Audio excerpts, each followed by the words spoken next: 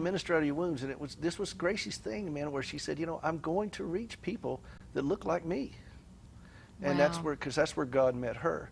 And then that's what's given birth to what I'm doing now, because I want to reach people that look like me, because those people are beyond help if they look like me. But I want to reach people who are dealing with the same kind of burdens, that are struggling with what I'm struggling with, because this is where I've met Christ and where he has reached into my despair, just like he has worked with Gracie in the loss of her legs and so forth, and all of her broken body and things such as that. And it's a real privilege to be able to do this. But Gracie's thing was, Standing with Hope, was, look, she said, we're going to offer practical help. We're not just going to go over there and preach to them. We're going to lift them up, literally. Yes. Then we'll preach to them. Yes. And I'm a firm believer in that. And so as I started reaching out to my fellow caregivers, I thought, well, what does practical help look like? Well, then I thought, what does it look like to me?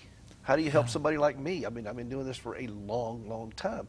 Gracie's now up to 78 surgeries, 60 doctors, 12 hospitals, 7 insurance companies, $9 million plus in medical bills, 5 hospitalizations just in the last 6 months. This is not a short-term problem. This has been going on for so long.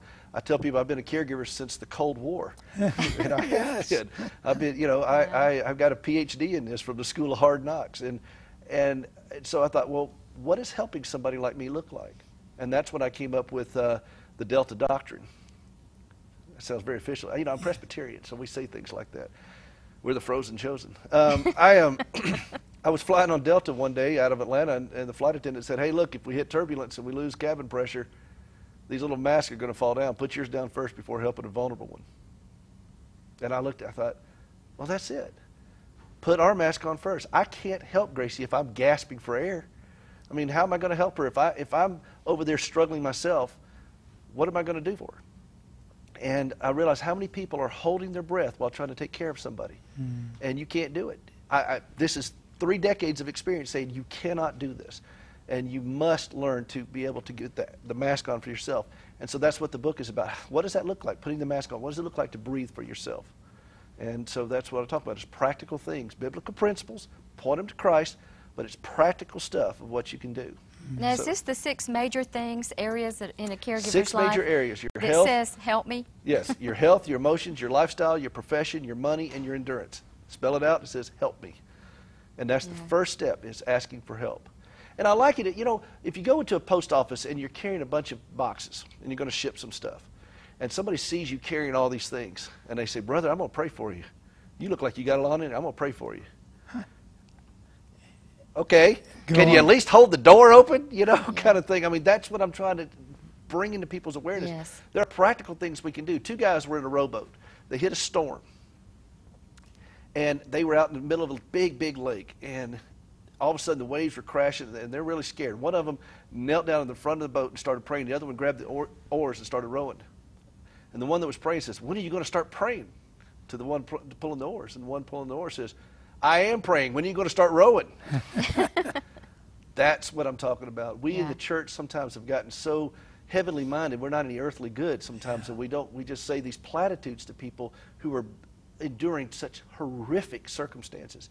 So we need to offer practical help. And so we can do that. And it's not just saying, brother, I'm going to pray for you. It's I have a 1-2-30 program. Everything is 1-2-30.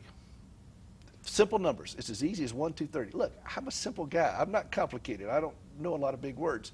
So 1-2-30 for your health. 72% of caregivers don't even see their own doctor regularly. 72% of them. There's 65 million. 40+ million people out there in this country alone are taking care of a sick loved one, and they're not seeing their own doctor regularly. That's a time bomb. I just learned of a guy recently who was taking care of his wife. She'd been sick for some time. She died. 3 weeks later, he's in the hospital with a heart attack. He didn't even have his own family doctor. He died 4 days later. And I thought, this is what we're talking about right here. So when somebody is struggling under this, the first thing a pastor or a church leader can say is, when's the last time you saw your doctor? One doctor visit. I mean, you go, what I do, 1-2-30. 1 flu shot a year. Now, some people don't want to get a flu shot because they think the government is tagging you for alien invasion, okay? If the Klingons attack, I don't want the flu. Get the flu shot or a shingle shot if you're over 50. Really? Yeah, get a shingle shot. So, one flu shot, 2 well visits a year, including one of them's a physical, and 30 minutes a day doing something physical. 1, 2, 30. I mean, how complicated is this? And so pastors can go to these folks who are struggling and say, okay, when's the last time you saw your doctor? Did you get a flu shot this year? You know, did you go out for a walk? Even my own pastor just told me recently, Peter, read your book and then go out and take a walk. You know, it's just not that complicated, but we got to give them the tools of what to say. Yeah. And you take all that advice? I do. I take my own advice. Okay. And I have to be reminded of it. It's not something like, you know, okay, I've got it all perfect now, and y'all listen to me. I'm up here on the mountaintop. I'm the great sage. I'm down in the trenches doing it every day, and I have to remind myself, okay, I've got to go. And my doctor keeps eyeballs on me 6 months a year. I have a team of doctors. I have a lot of doctors looking at me. Sure. And some of them wearing, never mind.